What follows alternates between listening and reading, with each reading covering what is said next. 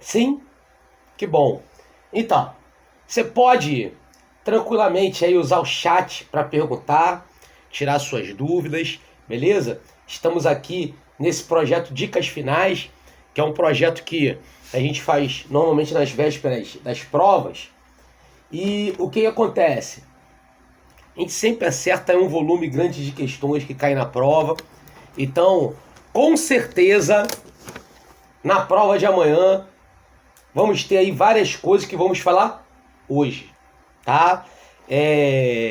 Enfim, tradicionalmente no início da aula sempre tem um certo tumultozinho, que é a galera que fica em cima da hora para entrar, fazer o curso e acaba não podendo fazer, então o pessoal fica ligando, fica desesperado.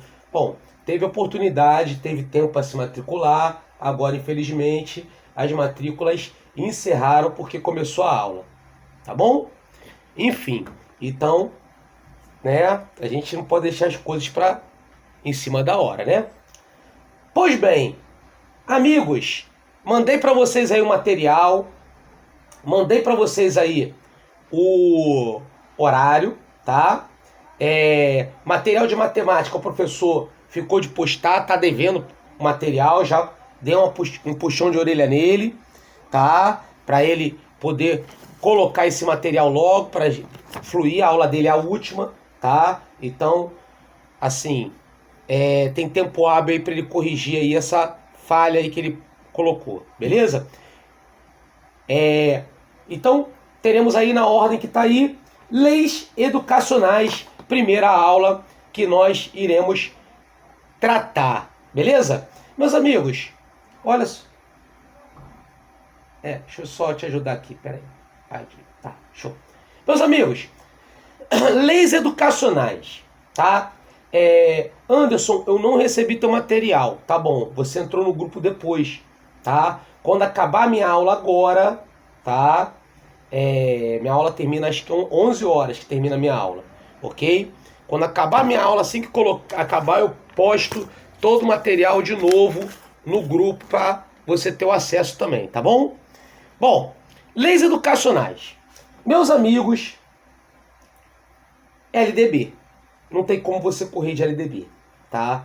Então, características gerais da LDB. A LDB ela veio para normatizar a educação nacional. A educação nacional ela é dividida em educação básica, né, e ensino superior, ok? A educação básica é dividida em educação infantil, ensino fundamental, ensino médio, ok? Beleza, show de bola, bem legal, tá? E a educação obrigatória é pré-escola, ensino fundamental, ensino médio, até porque temos que saber que a matrícula é obrigatória na pré-escola. Meus amigos, muita gente tá se torturando para decorar as metas do Plano Municipal de Educação que vai caducar agora no que vem, beleza? Porque é um plano decenal, né? Como nós sabemos e tudo mais. Meus amigos, as metas, elas meio que são cópias da LDB, beleza? Então, você tendo a sensibilidade e o conhecimento em relação à LDB, em relação à BNCC, beleza? Que é a Base Nacional Comum Curricular, com certeza você vai acertar as outras questões que envolvem tanto os assuntos ligados ao DCN, quanto os assuntos ligados também ao Plano Municipal de Educação e o Plano Nacional de Educação, né? Que também caduca, né? Eles são decenais, né? Então são feitos 10 anos e caducam no ano que vem, né? 2024 caduca, até porque a maior parte das metas ali estabelecidas e ali contidas, inclusive já caducaram porque já passou, né? Em 2016, 2018 vai alcançar. Pô, a gente já está em 2023, né, gente? O tempo urge, beleza? Bom, importantíssimo que saibamos: educação infantil, creche, todo ser humaninho de 0 a 3 anos de idade. Pré-escola, todo ser humaninho de 4 a 5 anos de idade. Gente, atenção, não tem número quebrado, não tem meses, é sempre número redondo. Então, meu amigo, se o teu coleguinha tá fazendo a prova, tá? E veio depois conferir gabarito com você e veio falar contigo, era essa resposta aqui que tinha não sei quantos anos e não sei quantos meses. Meu amigo, não fala pra ele que ele errou pra não estragar o domingo dele, tá? Deixa ele curtir o finalzinho do domingo, a prova vai ser desgastante, tá? Mas ele errou. Por quê? Porque não tem número quebrado, só número redondo, tá? 0 a 3, 4 a 5, ponto. Aos 6 anos, o ser humaninho, ele chega no ensino fundamental, beleza? E a alfabetização na idade certa, atenção, beleza? Plano Nacional de Alfabetização na Idade Certa, PNAC, tá? Plano Municipal de Educação é alfabetizar os alunos até, no máximo, o 3º ano do ensino fundamental. Grave no seu coração, beleza? Tranquilo? Visto tudo isso, falando bastante sobre tudo isso, temos aqui a característica. Só um minutinho aqui que tem. Opa, só um minutinho aqui.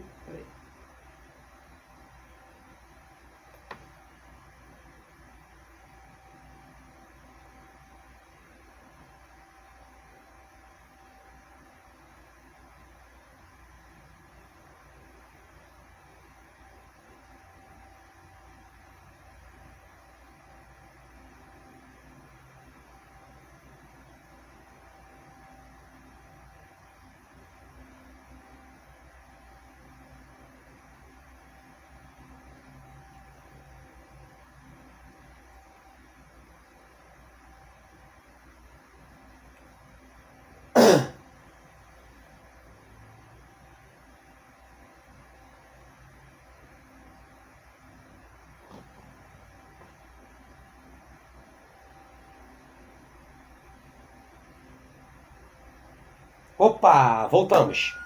Beleza, né? Pessoal linkando aí, entrando, sejam bem-vindos. Vamos tocando nossa aula, vamos embora, vamos que vamos. Enfim, então são características importantes que temos que pontuar, beleza? Gente, olha só. Incumbência, preste atenção, olha as dicas que eu tô te dando, tá? Incumbência são responsabilidades, tá? Então, olha só. Eu sei, tenho consciência, sou professor há 31 anos, meus amigos, tá? 31 anos como professor, quase 3 décadas como servidor público. Então, vou te falar uma coisa. Poxa, é depositado no professor sempre, cada vez mais, cobrança, cobrança, cobrança, cobrança, cobrança. Então, meus amigos, a gente acaba achando que são incumbências nossas, coisa que não é, beleza? Tá? Então, coisas que não são. Então, obviamente, olha só, vamos lá. É incumbência do professor, incumbe-se ao docente, o quê? Estabelecer estratégias de recuperação para alunos com baixo rendimento. Participar integralmente dos períodos destinados ao planejamento e às reuniões pedagógicas, né? Zelar pela aprendizagem do aluno, ok? São situações que nós colocamos e pontuamos aqui como incumbência do docente. Cuidado para não confundir com incumbência do estabelecimento de ensino, pô. Por exemplo, olha como é que confunde. O docente, ele vai o quê? Ele vai estabelecer estratégias de recuperação. O estabelecimento de ensino vai prover meios para a recuperação do aluno com baixo rendimento, com menor rendimento. Ok? Tranquilo? Então, o professor, o que ele vai fazer? Ele vai estabelecer e cumprir os dias letivos. O estabelecimento de ensino vai garantir o cumprimento dos dias letivos. Entendeu? Então são situações que a gente não pode confundir um com o outro. Pequenos detalhes, mas que geram uma grande dúvida na hora da prova. Beleza? Tá? A aula de hoje, principalmente o meu material, tá? Acho que tem 12 questões, 13 no máximo. Eu prezei, no caso, em não colocar um volume grande de questões, véspera da prova, não é? Quer dizer, tudo mais. Então são situações que para a gente conseguir, fluir legal, até porque a gente vai ter essa aula o dia todo e eu não queria muito que essa aula fosse estressante, né? É uma aula realmente de dicas finais, uma aula fundamental para você, mas ali você vai ter uma prova de tudo isso que eu estou falando. A gente vai fazer no finalzinho da aula, tá? E como assim, Anderson, uma prova de tudo isso que você está falando? É uma prova. Uma prova. Como assim? Você vai ver como eles criam mecanismos para confundir a mente do povo. Beleza? Usando palavras muito similares. A prova da IAN, ela não apresenta alternativas absurdas. Tipo assim, porra, essa é totalmente absurda. Raramente acontece isso. O erro está numa palavra. Beleza? Então você tem que fazer essa prova, tá? Primeira coisa, cara, desmarca tudo que tu for fazer amanhã. Beleza? Desmarca tudo que você for fazer amanhã. Porque você vai ter que ter o máximo de atenção para fazer essa prova. Segundo, que o erro vai ser uma palavrinha, talvez uma vírgulazinha, né? Ou seja, uma coisinha colocada, fora do lugar, beleza? Então é fundamental que todos nós saibamos isso, tá? Beleza? Bom, meus amigos, responsabilidade e incumbência do município é a educação infantil e o ensino fundamental. Meus amigos, então é de responsabilidade do município, educação infantil e o ensino fundamental. O ensino médio é de responsabilidade do Estado. Ok? Beleza? No entanto, tem uma questão a mais. O Estado, ele deve assegurar, ele deve garantir o ensino fundamental. Então, atenção, gente. Não é de responsabilidade do Estado fundamental. É de responsabilidade do município, pô. Beleza?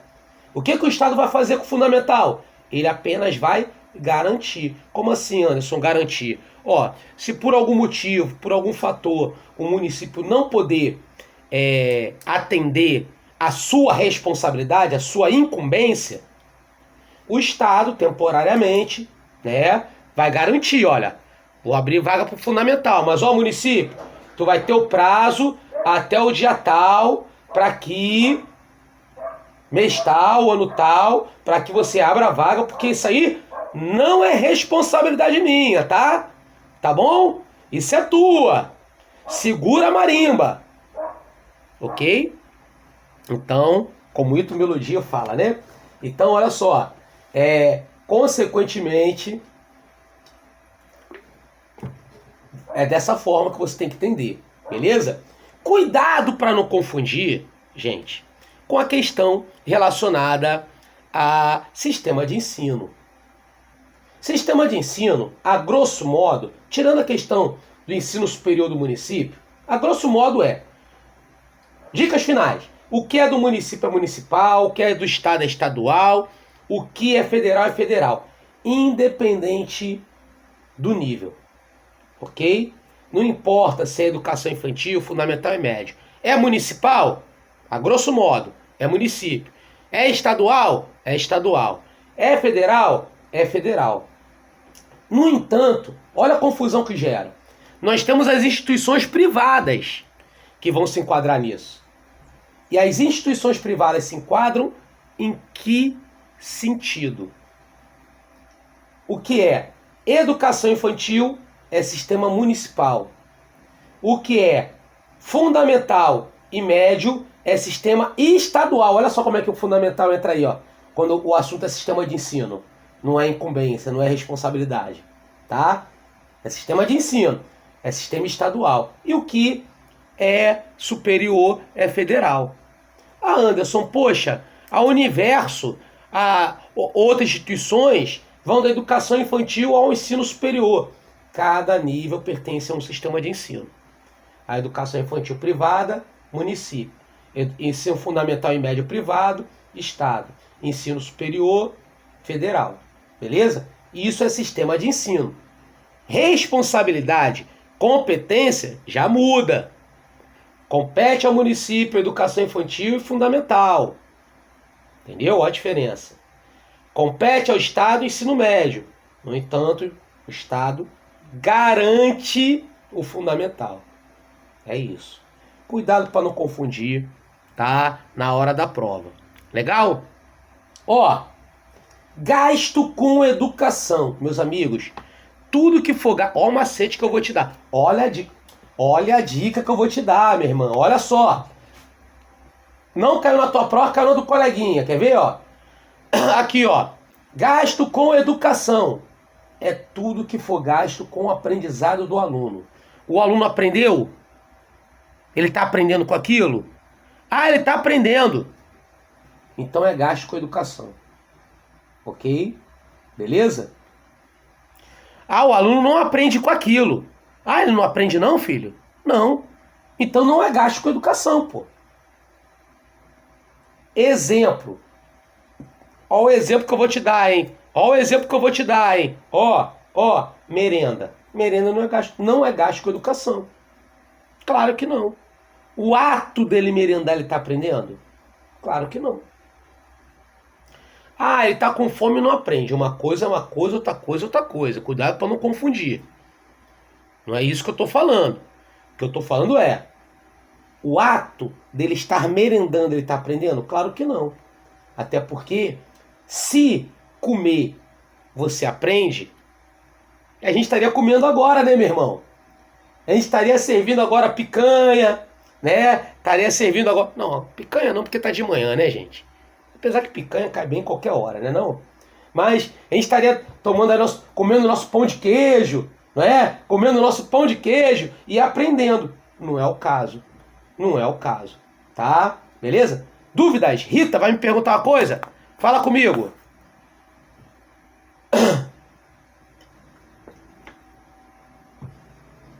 Não? Show. Então vamos que vamos. Meus amigos, vamos lá.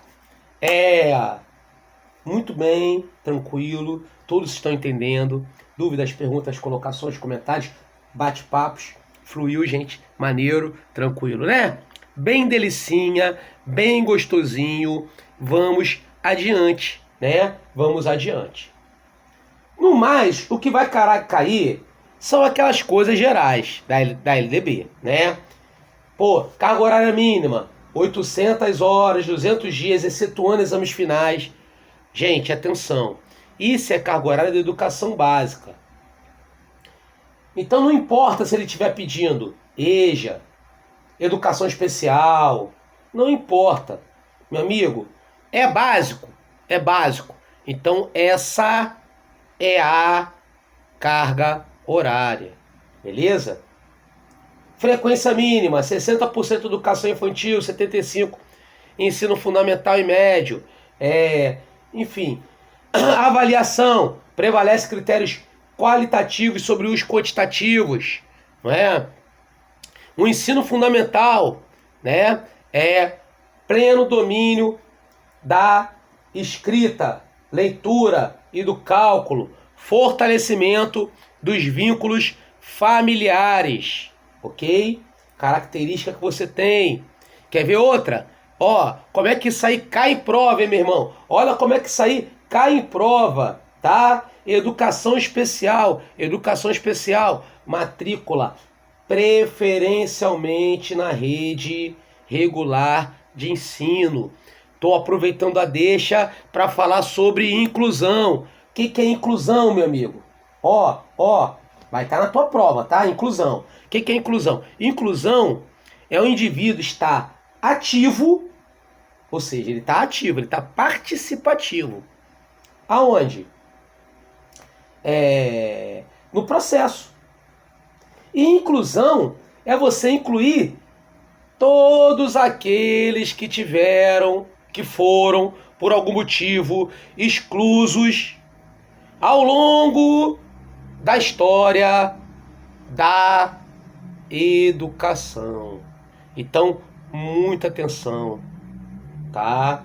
Que é muito importante que todos nós saibamos sobre essa questão. Ao invés de você ficar lá se matando sobre a lei de inclusão, se matando. É só tu ter a sensibilidade que inclusão é isso que a gente está falando, tá? E somado é o quê? É a questão de você ter também, tá? A relação da equidade, que é gerar o equilíbrio, que é gerar possibilidades iguais a todos. Então, atenção. Cuidado para não confundir inclusão com inserção. Porque o cara pode estar inserido, mas ele pode estar inserido passivamente. Ou seja, né, sem estar atuando. Então não é uma inclusão. Ok? Então são situações pelas quais temos que pontuar. Beleza? Temos que pontuar nessa aula de dicas finais. Legal? Bom, a Base Nacional Comum Curricular, que também cairá na sua prova, tá? Também cairá. Tô te afirmando, vai cair. Você pode me cobrar se não cair, tá? Beleza? Eu não vou estar aqui no grupo, tá bom? Provavelmente domingo, né? Claro, eu não estarei no Rio de Janeiro, estarei em Mangaratiba, mas Rita mandou uma pergunta para mim. Vamos lá, Rita. Estamos falando sobre sistema de ensino, né? A Rita me perguntou sobre sistema de ensino. Sistema de ensino, a grosso modo, tirando a questão do nível superior municipal, né? O que é do município é municipal, o que é do estado é estadual, o que é federal é federal. As instituições privadas, ou seja, principalmente particulares, elas vão se enquadrar no sistema de ensino de que forma? Educação infantil municipal, fundamental e médio estadual e, no caso, ensino superior federal. Beleza? Tranquilo? Então, Elisete, o material foi postado já, a maior parte dele no grupo, tá bom? Então, você pega lá no grupo, depois imprime, caso você queira, tá bom? Caso você não tenha acesso, não teve acesso ao material, não tem problema. 11 horas da manhã, quando acabar essa aula que eu estou tendo com vocês, eu vou reenviar no grupo, porque você entrou no grupo depois. Por isso que não acessou o material, tá bom? Mas não tem problema não, vamos assistir a aula primeiro. Calma, vamos fazer uma coisa de cada vez, tá bom? Beleza? Bom, vamos lá. Meus amigos, BNCC. A Base Nacional Comum Curricular, que vai estar na sua prova, ok? Ela é um documento normativo. Então vamos lá. É um documento normativo que define as competências essenciais do que deve ser ensinado nas escolas. Opa, são nas escolas? São. Então a gente está falando sobre o quê? Educação básica. A BNCC, porcentagem de frequência? Posso sim, Carol, tá? Falo já já. Vamos lá. A BNCC, só completar esse raciocínio, ela vai trabalhar em cima da educação básica. E ela vai definir as competências essenciais do que deve ser ensinado na educação básica. Então ela vai atuar tanto na educação infantil, com que? Áreas de conhecimento? Não. Educação infantil não tem área de conhecimento, pô. Educação infantil tem campos de conhecimento e direitos de aprendizagem. Cuidado para não confundir o termo, tá, gente? Beleza? Tá? Anderson, eu sempre confundo direito de aprendizagem com campos de experiência. Da educação infantil sempre confunde? Vamos lá, não vai confundir nunca mais. Quer ver? Quer ver, ó? Ó. Direito de aprendizagem sempre uma palavra. Exemplo, brincar, conviver. Ok? Campo de experiência, frase. É o quê? É uma frase. Traços, sons, formas, cores. Beleza? Ok. Respondendo à pergunta da minha amiga sobre frequência. Frequência mínima, educação infantil 60%. Frequência mínima do ensino fundamental e médio, 75%. Lembrando a todos que incumbência, é de responsabilidade do estabelecimento de ensino notificar pais e responsáveis sobre o desempenho do aluno e a frequência. Então, se o aluno é faltoso, quem tem que notificar? A direção, o estabelecimento de ensino. Se o cara só toma bomba, só toma nota vermelha, é porque tem pai que, quem trabalha em escola pública sabe o que eu estou falando, né? Eu chamo de pai cometa Halley. O que é o pai cometa Halley? Cometa Halley, para quem não é dos anos 80, anos 70, é um cometa que passa de tempos em tempos, né? Beleza? Isso, repito sim, tá? BNCC, repito sim, tá? E ele só vem só no final do ano perturbar. Falar assim, meu filho está reprovado. Quer dizer, ele foi reprovado ao longo do ano, pô. Mas eu não sabia. Não sabia? Então não é incumbência do docente, tá? Você vai lá naquela salinha que tem ar-condicionado, que provavelmente é a única da escola que tem, chamada direção, tá? E lá você descarrega suas mágoas, tá? E a sua negatividade. Beleza? Não é comigo não, porque eu já estou entrando de férias. Legal? Então, é isso que é o que tem que ser dito. Legal, gente? Maneiro? Tranquilo? Delicinha? Show, né? Muito bom, muito bom. Visto essa questão, né? Minha colega perguntou sobre BNCC, né? BNCC, né, eu vou responder especificamente ali, tá? E vou até avançar um pouco mais, tá? Mas eu não esqueci, tá? Para você entender, para a gente contextualizar aqui. BNCC é a Base Nacional Comum Curricular, ou seja, como nós vimos, é um documento normativo que define as competências essenciais do que deve ser ensinado nas escolas. Ponto. É só você entender que antes da BNCC, antes da Base Nacional Comum Curricular, cada professor dava aula, perdão, tá, gente? É muita aula que eu tô dando e eu fico meio rouco. Do que queria nas escolas, ok? Como assim dava aula do que queria nas escolas? Bom, não tinha uma questão programática, de conteúdo, de currículo. Você chegava e dava aula do conteúdo que você queria. O que vai acontecer? Né? Tu há de concordar comigo que isso era uma relação muito injusta. Como assim muito injusta? Bom, se você tem um professor negligente na sala de aula, ele está dando aula, né? Ora, aquele mais focado, ele já vai dar aula de, né, mais voltada para um concurso, para uma outra coisa, não sei. Então, quando toda essa galera terminar o ensino médio, ou fundamental que seja, e fazer uma avaliação, seja ela para uma escola técnica, para um vestibular, para uma coisa qualquer, seria uma coisa completamente desigual, porque cada um deu o que quis, não é? Cada um, tem até uma frase que eu costumo dizer, cada um deu o que quis, o aluno aprendeu o que pôde, né? Quer dizer, então, são situações que são colocadas. A BNCC veio para mudar isso. Então, a partir do momento que ela cria uma base comum, ela cria um núcleo comum. E esse núcleo comum, todos devem trabalhar esse conteúdo.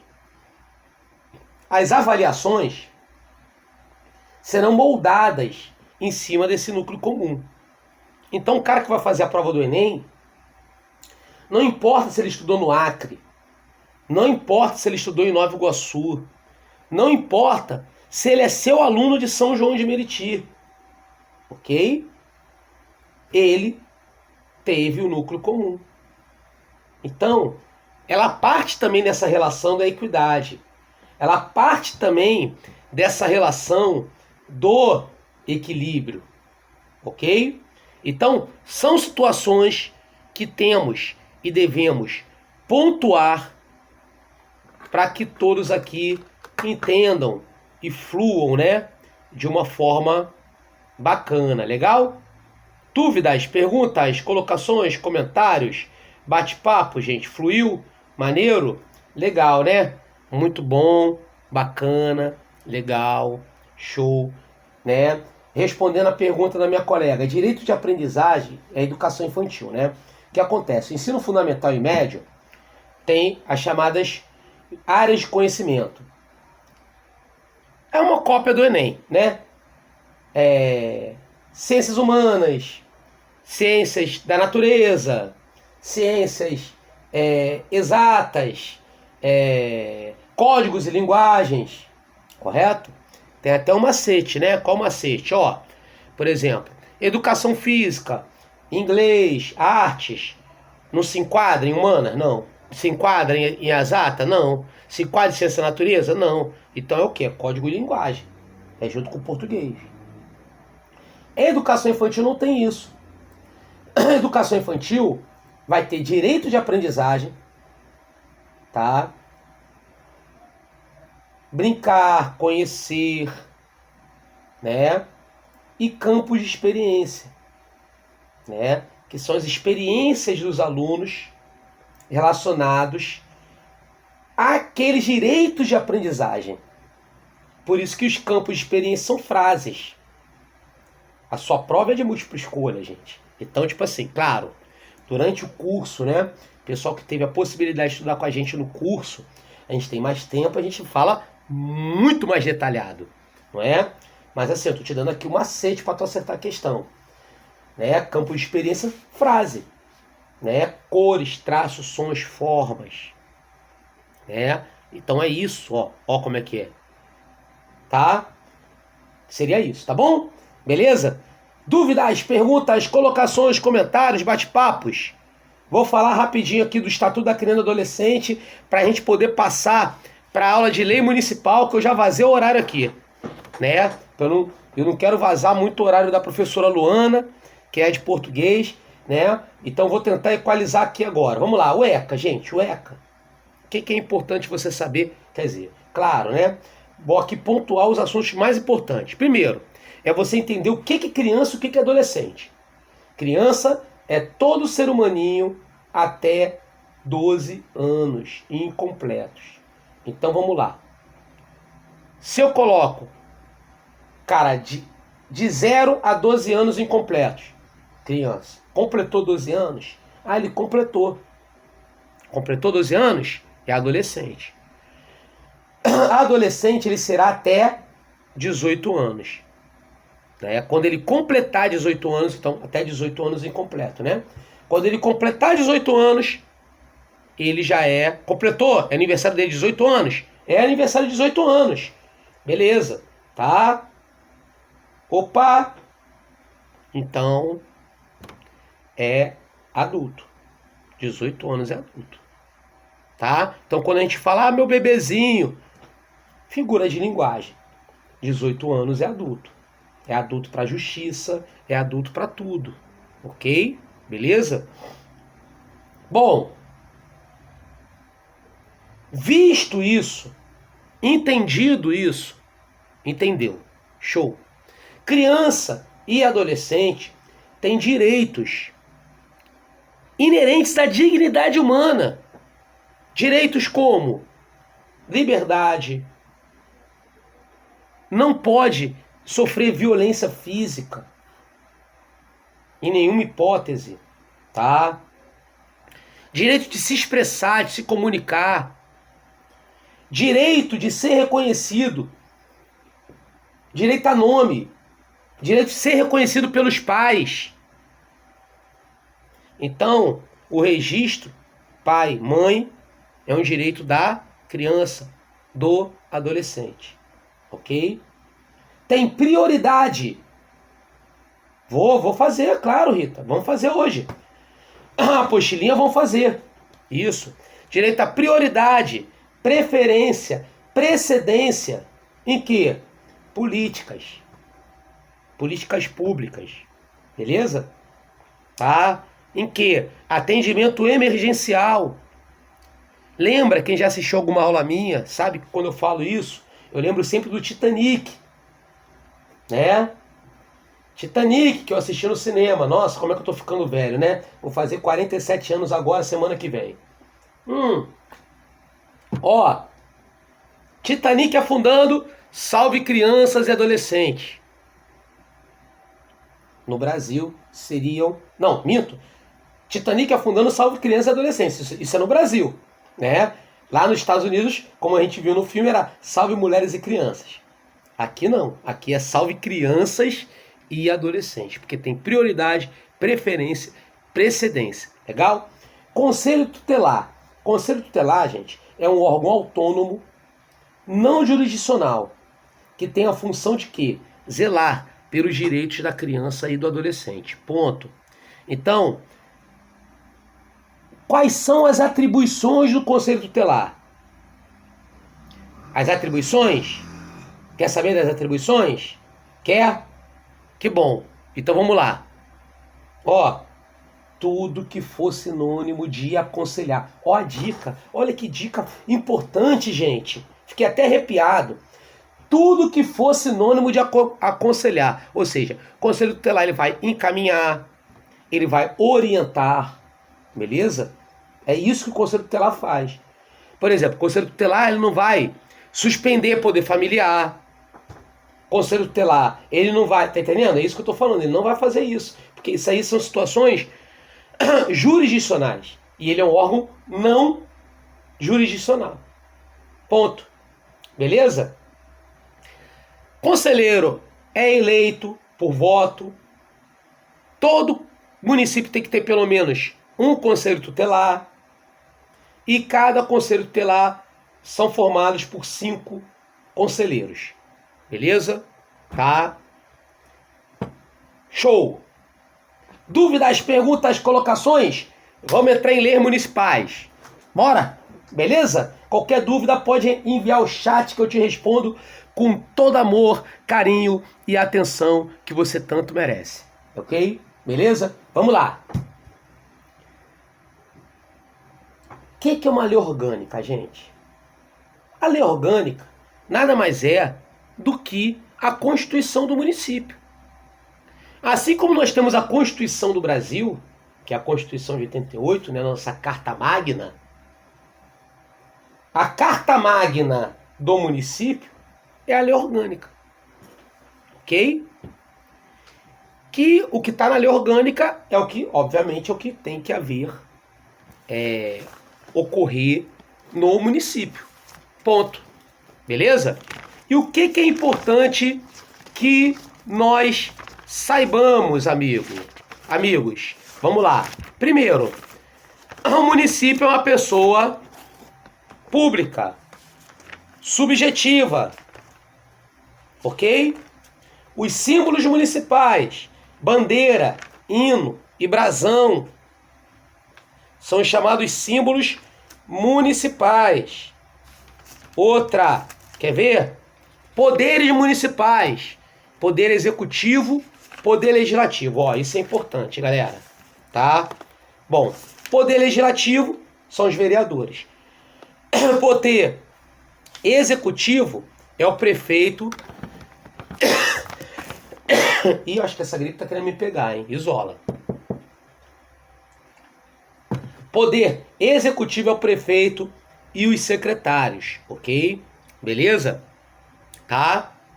Então, ao invés de você ficar lá se matando em relação a que o Poder Executivo faz, o que o Legislativo faz, tá? Porque você vai ver o seguinte, você vai ver, porra, lei orgânica tem 200 páginas, né, meu compadre? Tá? E só dessa parada que eu tô te falando, são quase 50 de incumbência lá do Executivo, do Legislativo. Primeiro, não tem um poder que manda mais no outro. Eles são independentes, são harmônicos entre si. Tá? E segundo, Poder Executivo, que é o prefeito e secretarias. O papel dele é de gestão. Grave essa dica. Gestão. Administração. Gestão. Ponto. Beleza? E o Poder Legislativo? Além de legislar, claro, criar leis, o Poder Legislativo tem a função de quê?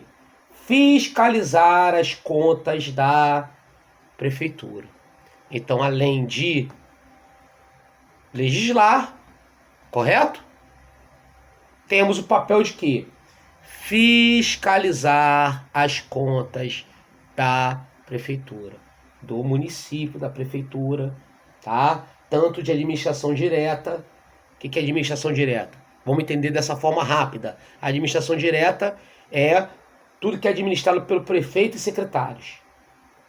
Quanto à administração indireta. O que é administração indireta? São empresas públicas. Pronto.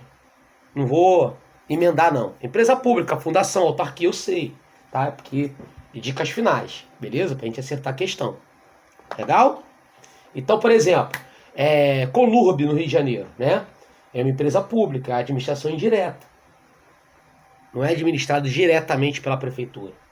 Tem um presidente lá da Colurb. Correios, mesma coisa, a nível federal, tá? E tem isso também a nível municipal. Bom, fundamental, tá? O município de São João de Meriti tem 4 distritos. Centro, que é São João de Meriti, São Mateus, que é o 2º distrito, Coelho da Rocha, que é o 3º distrito, e o 4º distrito Araruama, que eu, por conhecer São João de Meriti, falava que era Parque Araruama, mas como está na lei orgânica lá, escrito Araruama, então era Araruama. Né? Eu de andar, já morei em Vila dos Teles, não é?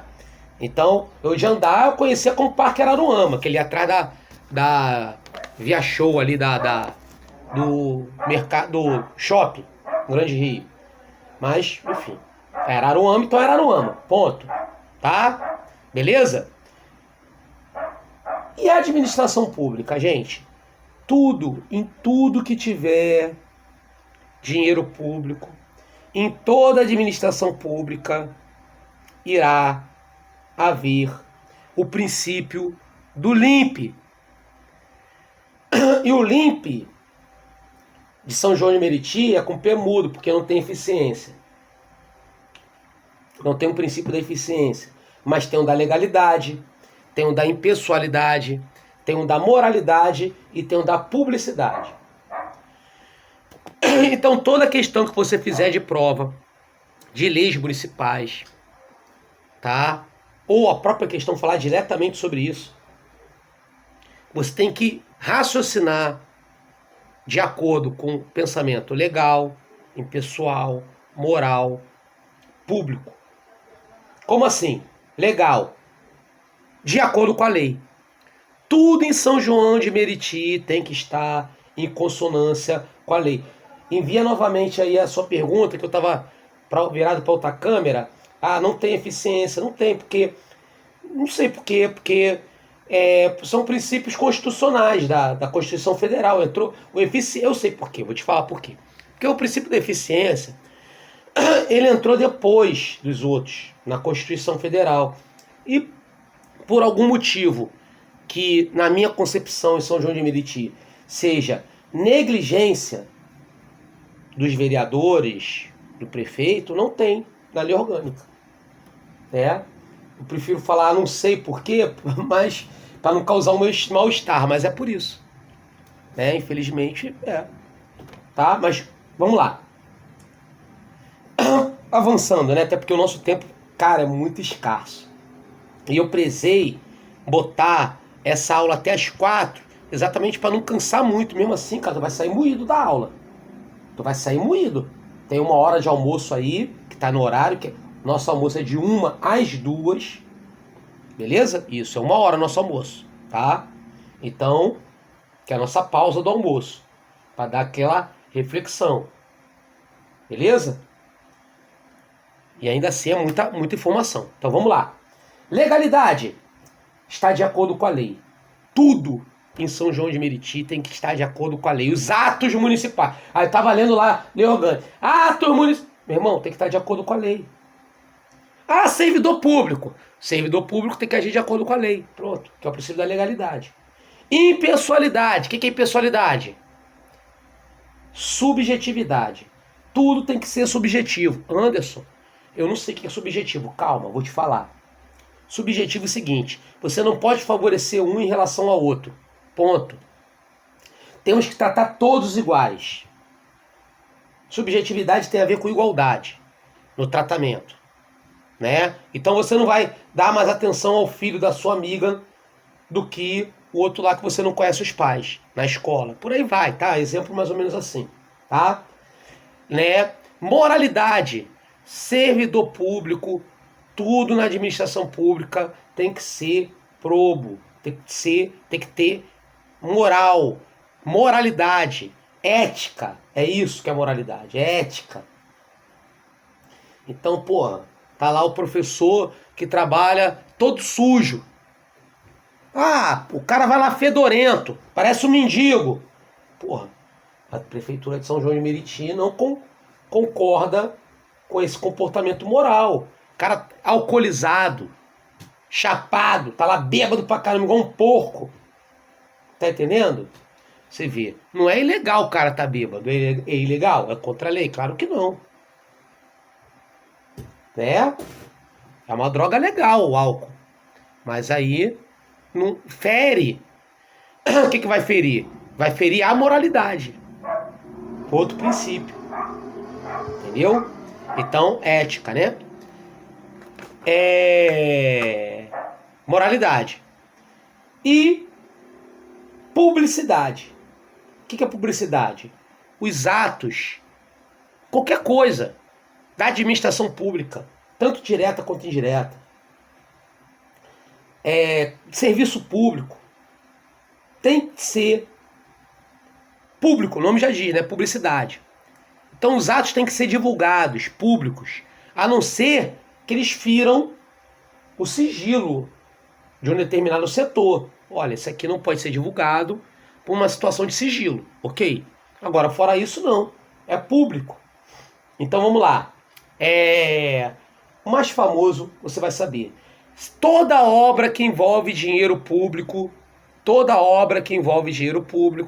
você vai ver uma placa dizendo valor da obra, o que é a obra, o engenheiro responsável e o valor que é gasto naquela obra. Por que aquela placa está ali? Porque aquilo ali é o princípio da publicidade. E detalhe, com esse princípio o pessoal ainda rouba pra caramba, né? Não? Rouba muito. Não sei quanto a São João, mas assim, governo do estado, pô, os governadores estão tudo presos. E o que tá aí tá cheio de processo, né? Acho que vai ser mais um que vai ser preso, né? Bom, por quê? Mesmo divulgando, mesmo tornando público, o pessoal, meu irmão, brasileiro tem um dom de roubar, cruz credo. Como é que pode, né, cara? Cara com... E coragem, né, também, né? Porque nego é corajoso. Corajoso. Entendeu? Negocia a liberdade. Como assim negocia a liberdade? Porra, cara, o Sérgio Cabral sabia que ia ficar preso lá agarrado por um tempo. Pouco tempo, mas ficou. O cara negociou a liberdade dele, meu irmão. Afinal de contas, o cara tem 2 mansões lá em Mangaratiba lá, no mesmo condomínio que o Neymar só tem uma. Aí tu vê, né, com tudo isso, né, publicidade, como é que neguinho rouba. Mas tudo bem, vamos pra frente, é pra frente que se anda. Legal? Gente, você quer ser servidor público. Você não quer ser funcionário público, não. Aí eu tô falando já de estatuto do servidor. Tá? Nossa aula a gente vai assim no ritmo, né? Nesse ritmo mais veloz, mas tá gostosinho. Por quê? Porque funcionário público é todo aquele cara que tem função pública. Então o cara que é contratado temporariamente, que tá aí estudando com a gente aí para se livrar das garras do contrato, que isso não é de Deus, tá? E Deus vai permitir que você arrebente essas correntes e se torne servidor público. Ah, não funcionário público. Funcionário público você já é. Funcionário público é que tem função pública. Contratado é funcionário público. Terceirizado que está ali é funcionário público. Você não quer isso. Você quer servidor público. Servidor público tem dois tipos. Um é o quê? Comissionado, que é aquele que o prefeito vai lá, assina, é sempre por caso, assinatura do chefe do poder executivo, no caso prefeito, tá? E a outra que é a forma que a gente está ingressando, que é justamente servidor público estável. Estável só por meio de concurso público. Prévia aprovação em concurso público, tá? Inspeção médico.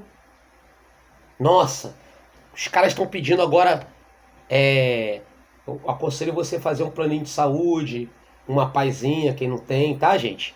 Por quê? Porque os caras pedem, meu irmão, eu fui ir para tomar posse aí trocar de matrícula num outro cargo público agora, e, cara, a quantidade de exame que os caras me pediram, meu Deus do céu. Então, inspeção médica, né? Documental. E o que você quer? Qual a ordem? Nomeação, posse, exercício. Cuidado para não confundir e não trocar ordem, hein? Vou repetir. Nomeação, posse, exercício. Ok? Beleza? Tranquilo?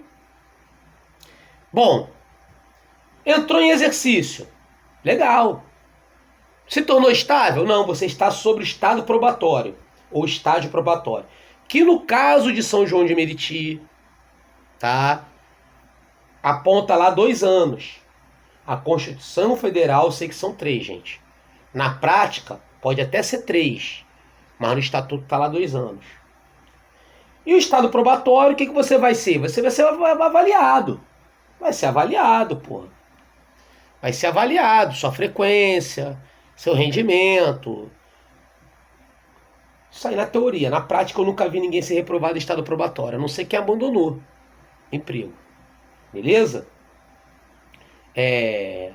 Enfim. Cumpriu o estado probatório, se tornou servidor público estável. O que é um servidor público estável? Servidor público estável, meu amigo, significa dizer que para você ser demitido, depois que você se torna estável, apenas se você fizer M. Perdão da palavra, merda. Ou seja, como assim, Anderson? Se você cometer algum ato improbo, né? Crime, alguma coisa ligada a isso. Excetuando isso, você não pode ser demitido. Tipo, a economia está mal, não pode ser demitido. Ah, temos que enxugar funcionário, não pode ser demitido. Ou seja, é tudo aquilo que você tanto sonha em ingressar no serviço público, porque o salário não é alto, não. É uma bosta.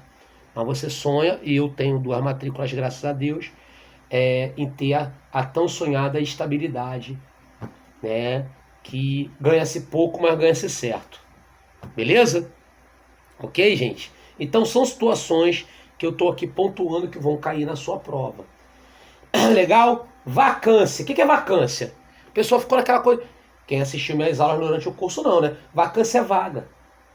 Surge a vaga no cargo. Por quê? Porque o cara se aposentou, porque o cara morreu, então falecimento, né? Porque o cara, ele foi transferido. Então, vacância é isso, né?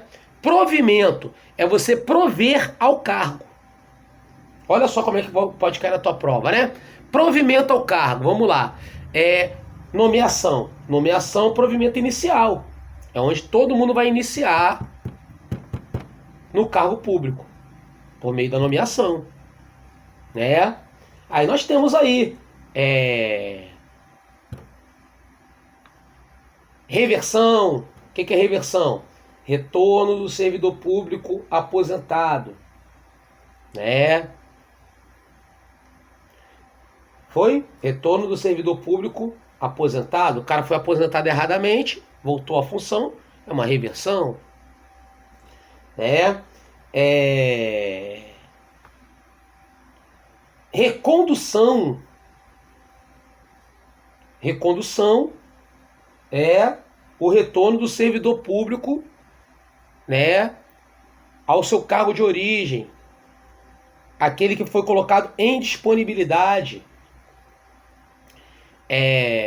Reintegração é o retorno do servidor público demitido. Como assim demitido? O cara foi demitido injustamente, conseguiu provar, opa, retornou. Então, reintegração. Então são situações, gente, né? Transferência, né? Você foi transferido para um outro cargo, uma outra função, né? Então são situações que você tem em relação ao chamado provimento do cargo público. Penalidades, tá? Penalidades, advertência, suspensão, demissão, cassação de aposentadoria ou disponibilidade. Grave bem isso. O que acontece? O indivíduo está aposentado, não é porque ele está aposentado que ele vai poder ligar o modo Fábio Assunção e aloprar, né? Ligar o modo Fábio Assunção e aloprar. Né? Coitado do cara, o cara parece até que tá já regenerado, né?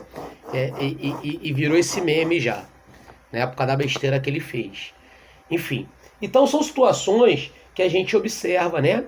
E que eu estou pontuando aqui para você. Então, amiguinhas e amiguinhos, gravem no seu coração. Beleza? Tranquilo? Show de bola, maneiro. Geografia.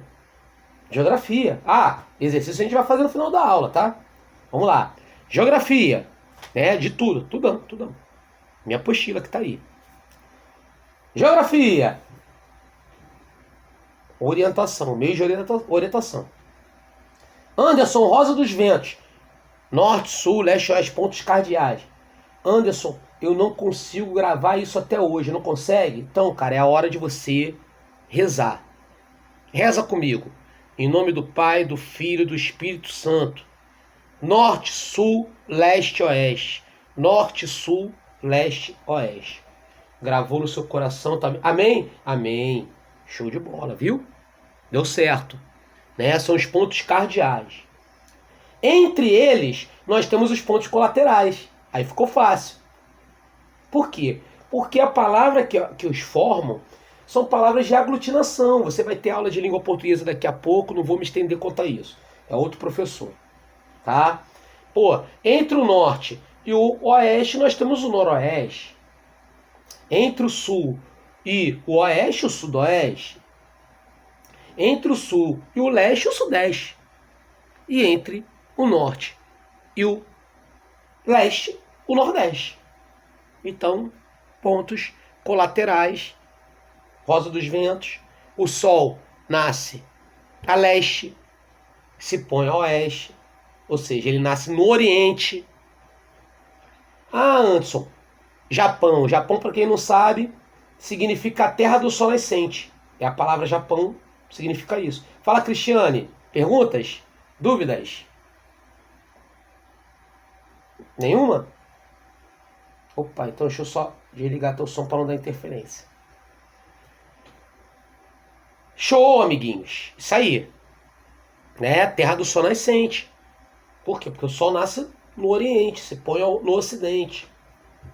É isso. Tá? Bom, latitude varia de norte a sul. Tá? É a linha horizontal. A longitude varia de leste para oeste. Então, ó, latitude varia assim, ó o braço. Horizontal, norte a sul. E longitude, leste a oeste. A combinação deles, nós temos as coordenadas cartográficas ou geográficas. Coordenadas geográficas. O GPS funciona dessa forma, né?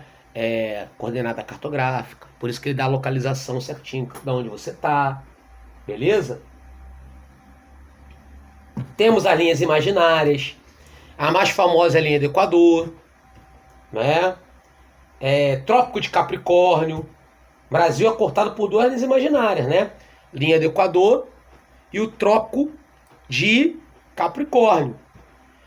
Tanto que tem até um estádio lá no Amapá, se eu não me engano, que eles construíram um estádio de futebol que o meio de campo é a linha do Equador. Então o time está atacando para um lado e está atacando sempre para o hemisfério norte ou para o hemisfério sul. Depois pesquisa na internet aí, depois da prova. Você vai ver isso. Legal? Bom, visto isso, visto todas essas questões, o que é importante que nós saibamos? Latitude e longitude? Ah, Monique, então essa que eu te falei, ó. A latitude norte a sul, horizontal. E a longitude, ó, leste a oeste. É um macetinho, tá? Bom, população. População brasileira, né? Gente, população brasileira, estamos passando por um processo de envelhecimento. A cada ano que passa, a taxa de natalidade vem diminuindo. Temos uso de métodos anticoncepcionais, temos a ascensão da mulher no mercado de trabalho, temos, no caso, o custo de vida sendo mais elevado. Moral da história, os casais passam a ter menos filhos. Esse fator somado, tá? Esse fator somado com o aumento da expectativa de vida está provocando o envelhecimento da população. Hoje, a maior parte da população brasileira é formada por adultos, não é idosos não, são idosos não, adultos. O que corresponde ao fato da gente ter uma grande população economicamente ativa. O que é a população economicamente ativa? É a força de trabalho do país. O Brasil tem muita gente para trabalhar. Se trabalha ou não é outra coisa. Mas que tem muita gente para trabalhar, tem. Beleza? Por quê? Porque tem muita peia. Por que tem muita peia? Porque a maioria da população brasileira é formada por adultos. Beleza? Claro que no futuro próximo, o Brasil se tornará um país idoso.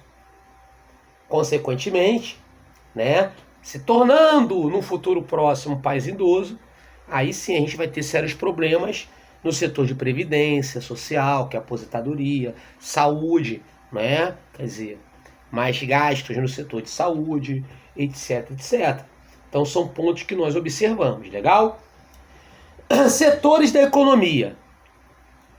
Setor primário, secundário, terciário. O que é o setor primário, meu amigo? Setor rural.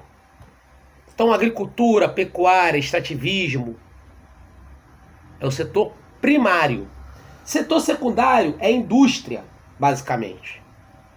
Tá? Extrativismo moderno também, sim, mas indústria. Petrobras. Petrobras é uma indústria, então secundário. E terciário. Terciário é o comércio e prestação de serviço. Correto? Reparou uma coisa? O quê? A maioria da população brasileira ocupa o setor terciário, mas a maioria absoluta, tá? Em torno de 80% da população brasileira está no setor terciário. Então a gente pode afirmar que o setor terciário ele é hipertrofiado. O que é hipertrofia do setor terciário? Inchaço. Setor terciário é altamente inchado, devido à grande concentração, né, de população economicamente ativa nesse setor. Isso deve-se basicamente ao quê? Ao desemprego no campo, né, à automação da indústria, né, que também gera desemprego, e obviamente vai expulsando mão de obra para o setor terciário. E esse setor terciário inchado, acaba que muitas pessoas não estão na formalidade. Acabam trabalhando em atividades que nós chamamos de atividades subterrâneas, que são aquelas atividades informais.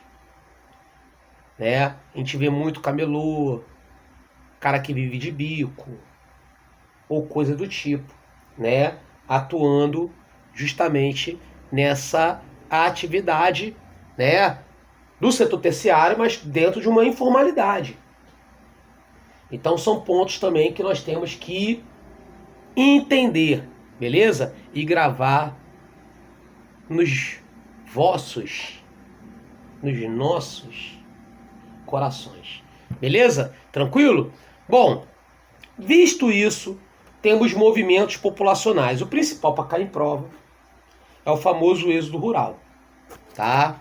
Êxodo rural, gente, é a migração do cara do campo para a cidade. Isso aí todo mundo sabe, né? Quase todo mundo, né?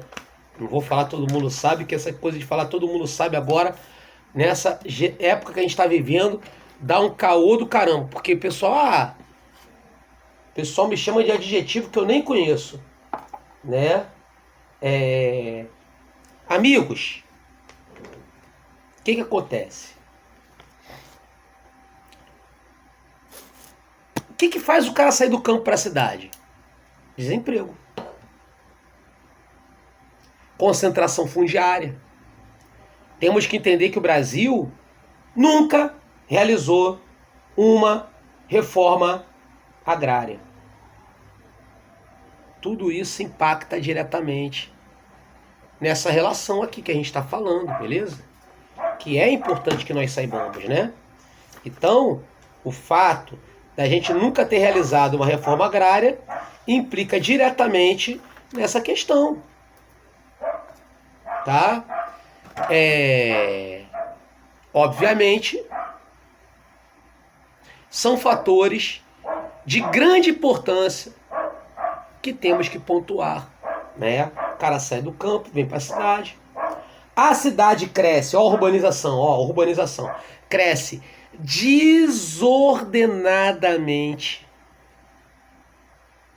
Favelas, sem saneamento, problemas ligados à distribuição de água, esgoto, doenças que são decorrentes disso, ok? Até porque essa migração é uma migração acelerada, desordenada e sem qualquer planejamento. E as pessoas vão ocupar principalmente as regiões metropolitanas, né?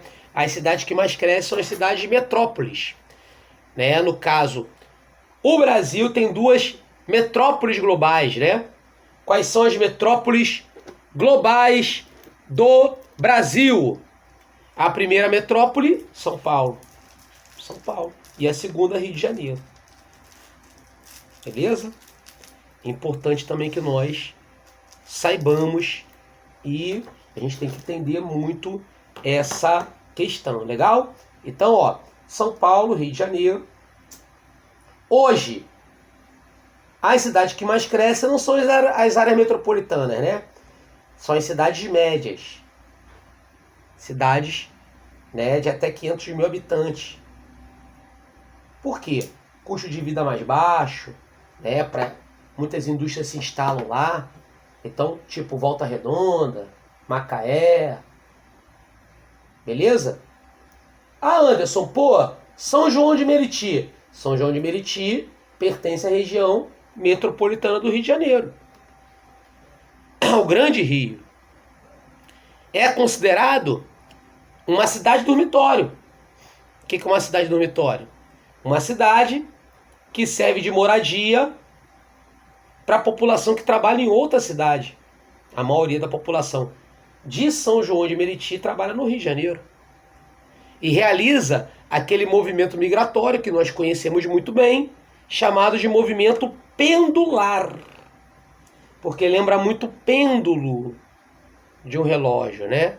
Dia, vai para o Rio, noite, volta para casa. Dia, vai para o Rio, noite. E é muito caracterizado e marcado pelos congestionamentos, engarrafamentos, né? Ó a Via Dutra aí, olha Brasil, olha a linha vermelha, olha o trem lotado, olha o metrô, né? Eu não sei o que é mais lotado hoje, se é o trem ou o metrô. Os dois estão ruins, beleza? Ainda mais do ramal auxiliar. Esse aí de São João de Meriti. Bom, mas o fato é que são características muito importantes que nós temos e, obviamente, em geografia, para ser cobrado em prova, temos que colocar. O Brasil é um país populoso, tá? E é um país pouco povoado. Populoso por quê? Porque tem um grande número absoluto de habitantes. Muita gente, tá? Recentemente o Brasil se tornou o sétimo, né, mais populoso. Tem país que passou a gente. E pouco povoado. Por quê? Porque como é o quinto país mais extenso do mundo, né? Maior que o Brasil é só a Rússia, China, Canadá, pela ordem. Rússia, Canadá, China, Estados Unidos, né? O Brasil é o quinto, extenso, né? Em tamanho, área, extensão territorial. Então dá baixa densidade demográfica, pouca população por quilômetro quadrado, né? Então é o que faz o Brasil ser considerado um país pouco povoado. Beleza? Tranquilo, gente? Legal, né? Muito bacana. História, vamos falar um pouco sobre história. História, o que nós temos? A história que vai ser cobrada principalmente é a história do Brasil, que está ali. Né? Ele vai pontuar pontos importantes ao longo da história. Então, por exemplo, Cabral chega aqui, correto? Tem início a colonização? Não. Temos início a chamada fase pré-colonial, marcada pela exploração do pau-brasil, uso de mão de obra indígena por meio do escambo, né? Pau-brasil servia para tingir roupa. E nessa época, muitas invasões, tráfico de pau-brasil. Isso faz com que Portugal inicie a colonização no Brasil, tá? Por volta de 1530, com um sistema de capitanias hereditárias.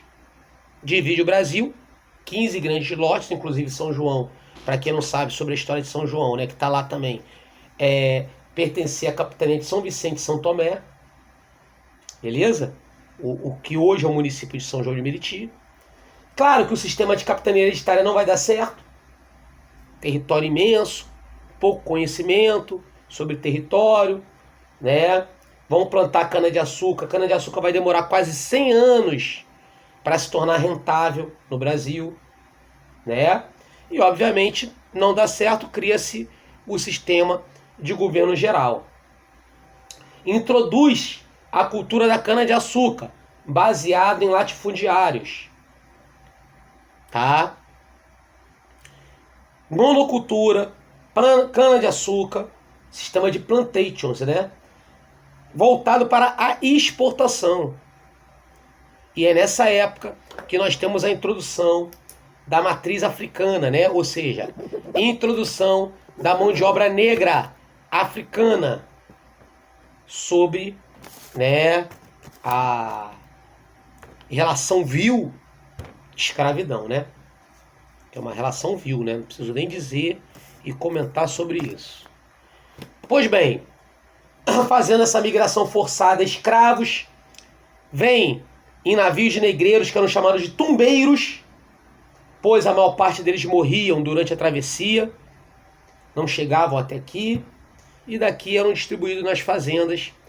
E, obviamente, período açucareiro, nós estamos falando principalmente da região nordeste do Brasil, né? Capital do Brasil, que é o vice-reinado, Salvador, cidade, região mais próspera do Brasil, Pernambuco, muito por conta também das condições naturais, em especial o clima favorável e o solo de massapê. Ok, gente? Beleza, né? Tem até um macete histórico, né? Qual é o macete histórico? Estados com muitos negros no Nordeste são estados que tinham muita cana-de-açúcar.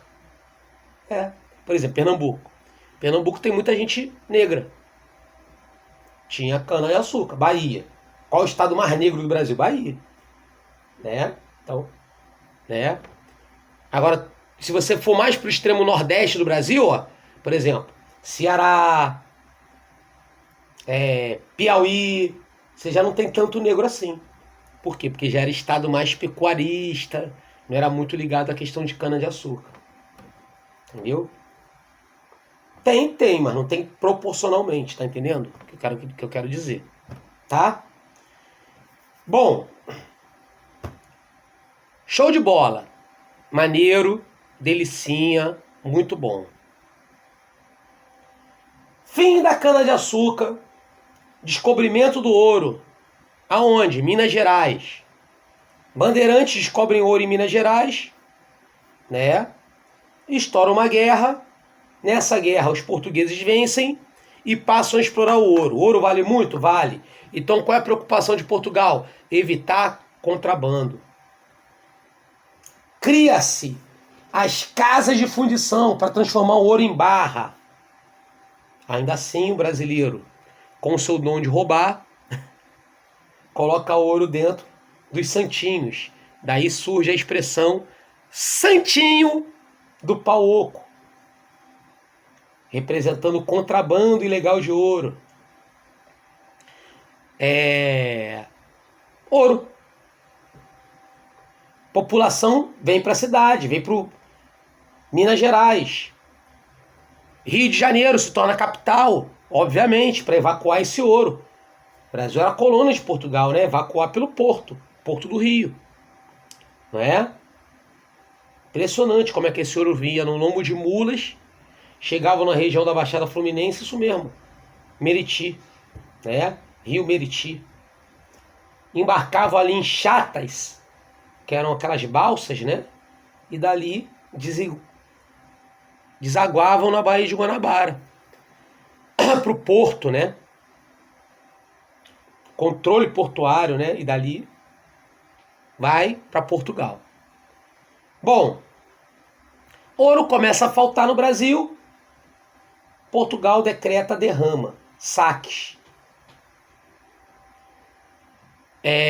A partir daí, dessa questão da derrama, surge o movimento mais famoso dessa época, que é o movimento de Confidência Mineira, aquele do Tiradentes. Que é um movimento formado pela elite, atenção, elite, tá? Que eram contra a cobrança dos impostos. Nome do imposto, quinto. Daí, inclusive, vem a expressão quinto dos infernos. Ok? Que é o imposto. E, obviamente, né? Aquela história que todo mundo conhece, Tiradentes será traído, morto, enforcado, na praça que leva o nome dele hoje, Praça Tiradentes, no centro do Rio de Janeiro, mas que tem a estátua de Dom Pedro I. Praça Tiradentes que não tem estátua do Tiradentes, tem estátua de Dom Pedro I. Não é?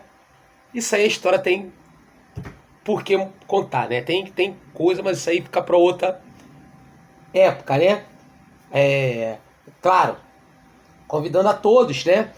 Próximos cursos, pegar a sua segunda matrícula, estude conosco nas nossas turmas, né? Que são turmas que a gente tem mais tempo, mais horário, mais coisa, a gente fala muita coisa, prepara o aluno mesmo, completão mesmo para a prova, beleza?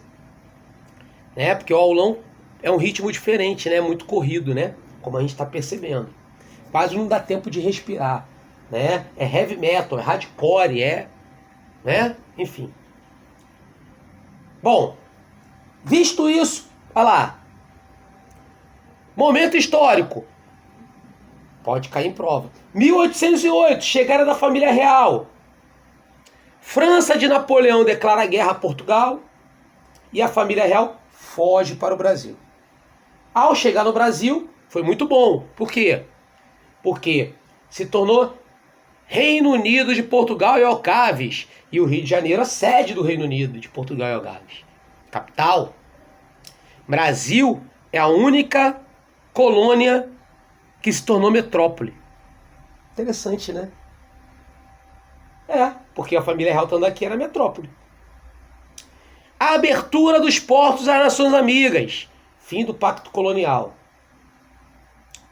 Que isso? O Brasil ia ter comércio com outros países.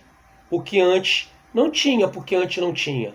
Porque antes você tinha uma coisa chamada Pacto Colonial, que você há de concordar comigo que é uma bosta, Pacto Colonial. Por quê? Porque ele obriga a comprar produtos de Portugal. Produtos que nem Portugal fabricava. Olha que coisa. Então Portugal comprava um produto da Inglaterra, obviamente botava um precinho a mais e vendia para o Brasil. Pacto Colonial. Então era porcaria isso. Então quando você tem a abertura dos portos às Nações Amigas, aqui com a chegada da família real, nossa, cara, isso vai ser uma transformação para o Brasil. Somado à criação do Banco do Brasil, do Jardim Botânico, imprensa oficial, Escola de Belas Artes, afinal, Universidade do Brasil, atual FRJ, a qual eu sou formado, né? Tive a honra de estudar. Então, o que acontece? São características que nós observamos e que temos que pontuar. Portanto, quando a França perde a guerra, né, e a população, Revolução do Porto, né, a população de Portugal exige o retorno da família real, porra, Dom João VI já sabia que o Brasil ia se tornar independente. Tanto que ele chega para o filho dele, Dom Pedro I, e fala assim: Pedro, se o Brasil se emancipar, que seja para ti que me há de respeitar, do que para um desses aventureiros. O que é isso? Ele sabia que o Brasil ia se tornar independente, ele deixou o filho dele aqui, já para ser o imperador, pô. Fato. Ok? Ora, pressão da elite, porque a elite não queria que o Brasil voltasse a ser colônia. A elite iria querer voltar o Pacto Colonial? Não.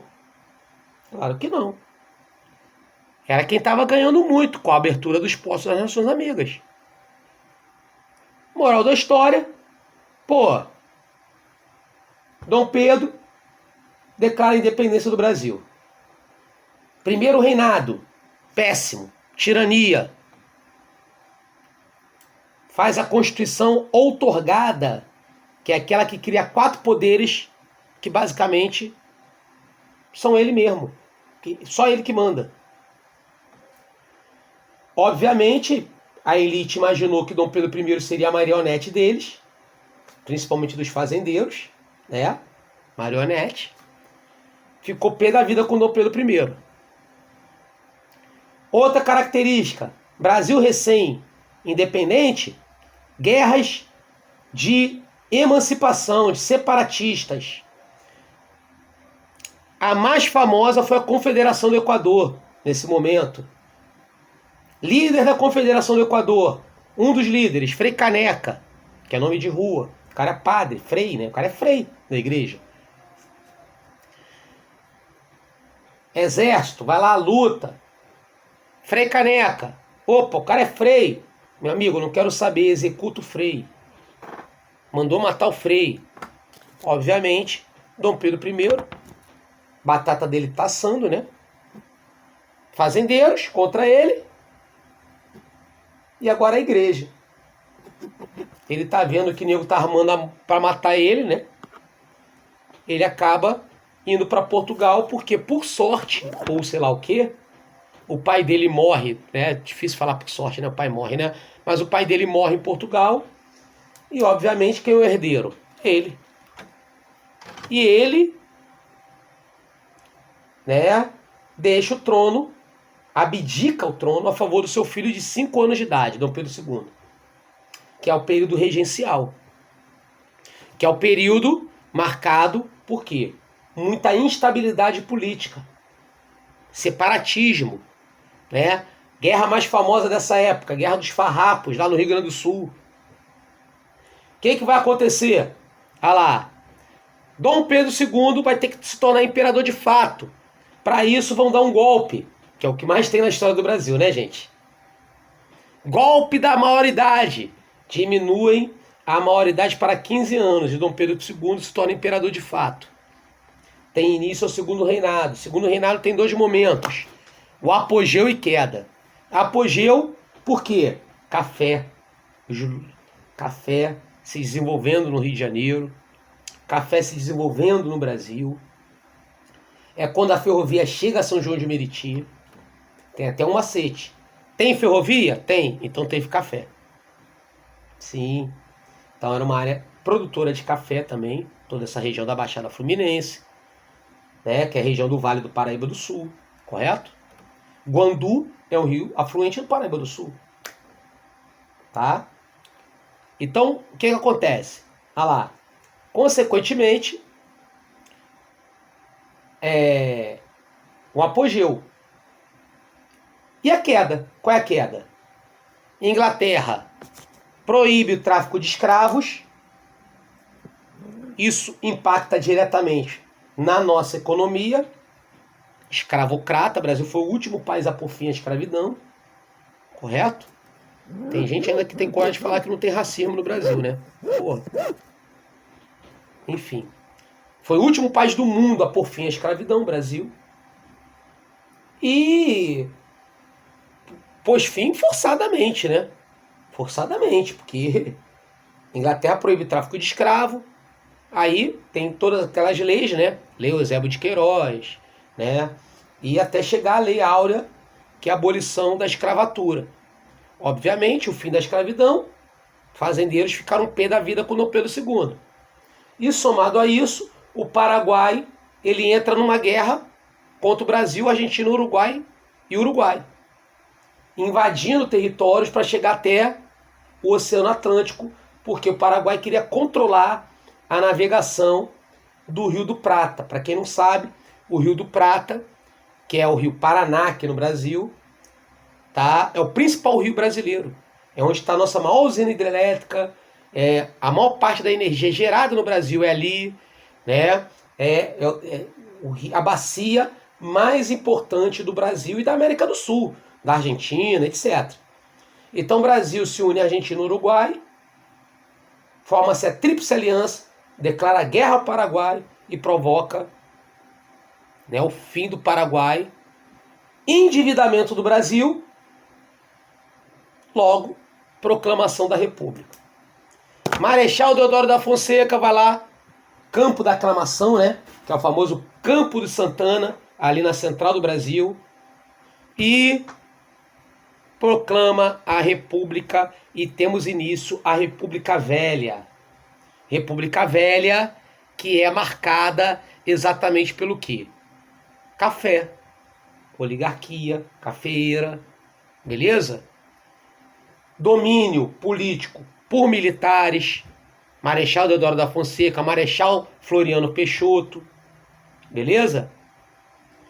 Depois, ainda assim, domínio político por São Paulo e Minas, que era chamada República do Café com Leite, correto? Essa República do Café com Leite vai ser quebrada com o quê? Com golpe que Getúlio Vargas dá para chegar ao poder. Beleza? Um golpe. Vice de Getúlio Vargas, um cara chamado João Pessoa, isso mesmo, dá o nome da capital da Paraíba, é assassinado por razões conjugais, mas é colocado lá como se fosse rações políticas. Logo, golpe de Estado, logo Vargas sobe ao poder, se tornando presidente, e nós temos aí a Era Vargas, o Estado Novo, em um período, né, de crescimento econômico do Brasil, industrialização brasileira, entrada do Brasil na Segunda Guerra Mundial. Isso traz coisas importantes para o Brasil, como a CSN, Companhia Siderúrgica Nacional, que vai marcar o desenvolvimento industrial do Brasil, beleza? Tanto que Vargas era chamado pai dos pobres e mãe dos ricos, porque é quando cria o salário mínimo, é quando cria a consolidação das leis trabalhistas, beleza? E todo dia 1º de maio ele anunciava aumento do salário mínimo e tinha nego rolando pelado lá nas arquibancadas de São Januário, meu irmão, de felicidade, por causa do 1º de maio. Agora, 1º de maio, a gente tem aumento R$10, 15 conto. Não é? Não é nem, a gente nem nota aumentou, nem sei, nem soube, nem fiquei sabendo. Enfim, mas épocas, né? Ok? Vargas termina o poder, o mandato, né? Por um suicídio. Isso pelo menos é o que a história conta, né? E temos aí período também importante com o JK. Construção de Brasília. O Estado desenvolvimentista do Brasil, famoso 50 anos em 5. Que o Brasil avança muito, se industrializa. Beleza? Aí, Jânio Quadros, João Goulart, golpe militar. Ditadura militar marcada pelo quê? Violações de direitos humanos, tudo aquilo que a gente vê em filme, mas também marcada por um desenvolvimento econômico, muito baseado na manutenção dessa política do JK, do tripé econômico, que é o Estado desenvolvimentista, mas que gerou consequências negativas, como endividamento do Brasil. Não é à toa que, anos 70, entra-se para a história como milagre econômico brasileiro. E os anos 80 entra para a história como a década perdida. Por quê? É a época que o que a gente mais ouve falar é inflação. O Brasil trocava de moeda mais do que a gente trocava de roupa. Você comprava uma coisa de manhã num preço, à tarde era outra, à noite era outra. Literalmente, não estou exagerando. Ok? Quem viveu sabe que eu estou falando disso aí. Ok? Anos 90, estabilização da moeda com plano real. Brasil entrando na era da globalização, na era do comércio internacional, né? Hoje, moral da história, o Brasil está num desafio muito grande da desindustrialização, né? Porque praticamente quase tudo que a gente compra, coisas da globalização, né? Vem de fora. É o famoso Made in China, né? Ok, gente? Maneiro, delicinha? Show, né? Bacana, legal. Dúvidas, perguntas, colocações, comentários, bate-papos? Beleza, gente? Vamos, então, para a nossa folhinha, galera. Vamos lá. Vamos lá, não falei que ia dar tempo? Vamos lá. E você que está assistindo e vai assistir a gravação, e está assistindo aí a gravação, acessa aí a folhinha aí, né? Que está aí contigo aí no seu WhatsApp.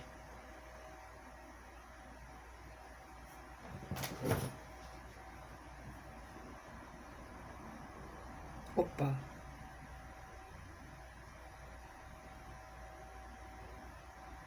Tá aí, show de bola. Vamos que vamos.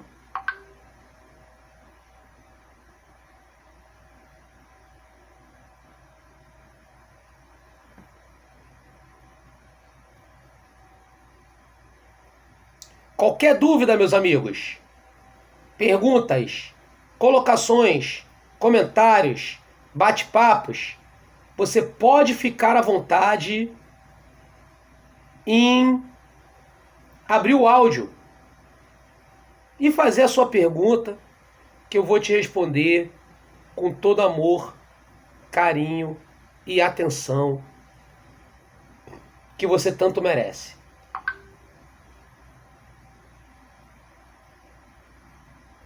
Beleza? Show, né? Vamos lá.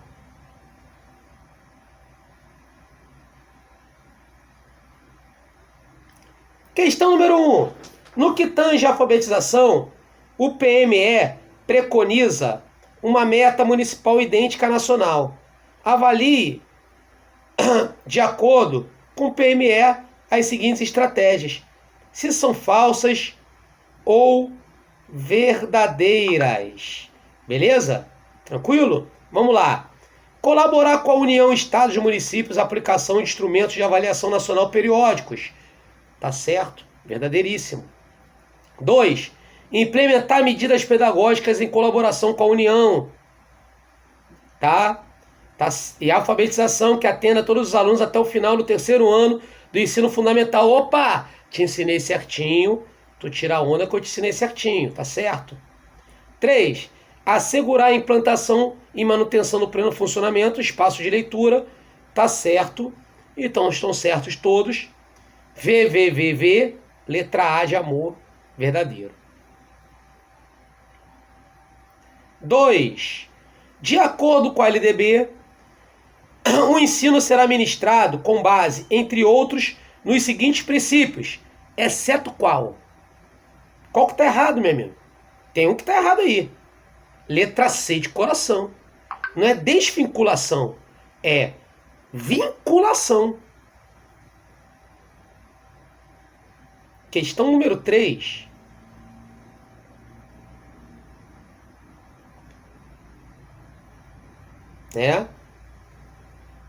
Tá aí. Avalie com base na LDB o dever do Estado com a educação. Número 1. Educação básica obrigatória e gratuita dos 4 aos 17 anos de idade, organizada da seguinte forma: pré-escola, ensino fundamental e ensino médio. Tá certo? Show de bola. Número 1. 2. Educação infantil gratuita às crianças de até 5 anos. Opa, show de bola. Isso mesmo. Sim, vai ser reenviada. Já foi enviada já. E ao terminar minha aula agora às 11 horas eu vou reenviar. Tá bom?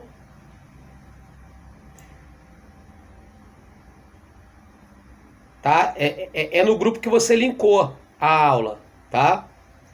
Matriculados, tá bom?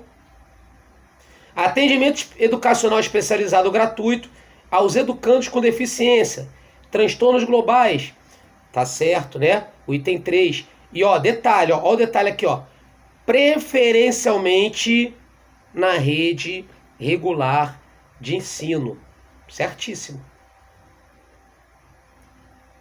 Atendimento educando em todas as etapas da educação básica, por meio de programas suplementares, material didático escolar, transporte, alimentação e assistência à saúde, também está certo.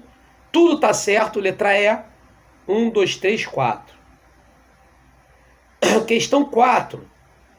Outra para você brincar aí de verdadeiro ou falso. Vamos lá. A educação básica tem por finalidade desenvolver o educando, assegurar-lhe formação comum indispensável para o exercício da cidadania e fornecer-lhes meios para progredir no trabalho e em estudos posteriores. Verdadeiro. A educação básica pode organizar-se em séries anuais, períodos, ciclos. Gente, sim, isso vai depender de cada sistema de ensino, né? Verdadeiro. A escola não pode reclassificar aluno? Claro que pode, meu amigo. Claro que pode. Pode classificar por idade, aproveitamento de estudo, transferência. Falso. Calendário escolar não deve adequar às peculiaridades climáticas. Ah, então o cara tá alagado?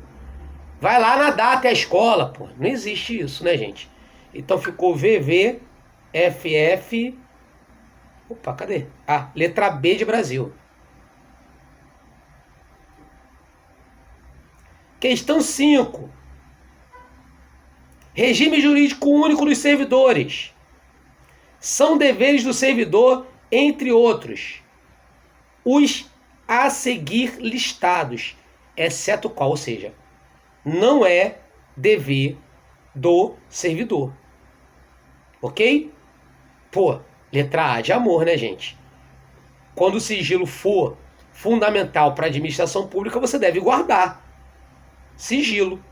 Claro que a letra A, que é a letra que está absurdamente errada. Beleza? Questão 6.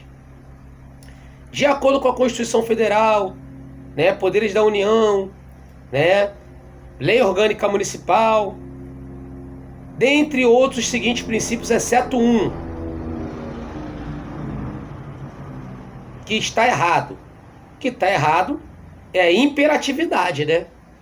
Aliás, absurdamente errado, letra C de coração.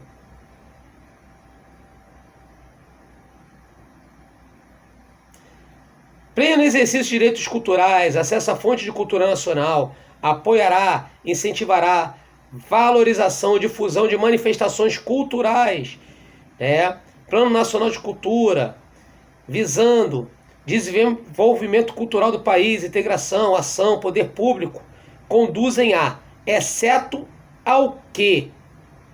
Questão número 7, né? Exceto ao quê? Pô, absurdamente, letra B de Brasil. Não é desvalorização, é valorização. Então, ó, alguns detalhes bem importantes para a gente poder pontuar, né? 8. Como é chamada a distância de um ponto da superfície terrestre até a linha do Equador? Opa! Linha do Equador não é horizontal? Não varia de norte a sul? Então estamos falando da letra A de amor, latitude. 9. Como é chamada a distância entre um ponto, meridiano de Greenwich, aquele vertical, aquele em pé?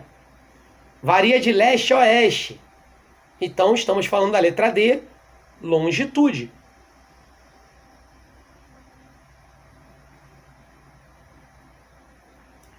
Complete a seguinte sequência. A latitude varia de 0 a 90 graus para norte, não, no caso sul ou norte, né? Já a longitude, leste a oeste. Resposta, letra A de amor.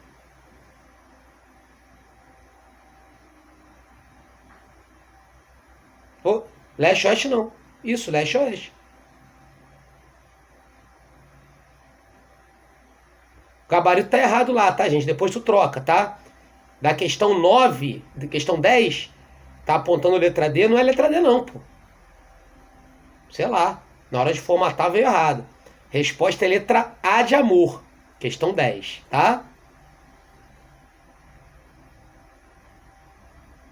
Questão 11. Nos primeiros anos do governo Vargas, as organizações operárias sob controle das correntes de esquerda tentaram se opor ao seu enquadramento pelo Estado. Mas tentativa fracassou. Além do governo, a própria base dessas ações pressionou pela legalização. Vários benefícios, como férias e possibilidade de postular direitos perante as juntas de conciliação e julgamento, dependiam da condição de ser membro do sindicato reconhecido pelo governo.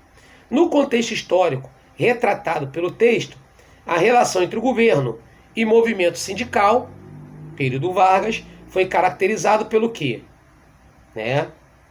Pelo letra D, vinculação dos direitos trabalhistas à tutela do Estado, porque nessa época os sindicatos tinham completa ligação com o governo, como está sendo dito no texto. 12. Tempo negro, temperatura sufocante, o ar está irrespirável. O país está sendo varrido por fortes ventos. 1968, olha o ano. Estamos falando no período da ditadura militar, conhecido como AI-5, Ato Institucional número 5, né? Que é responsável pelo fechamento do Congresso. Então, resposta letra A de amor. Característica que você tem aí. 13.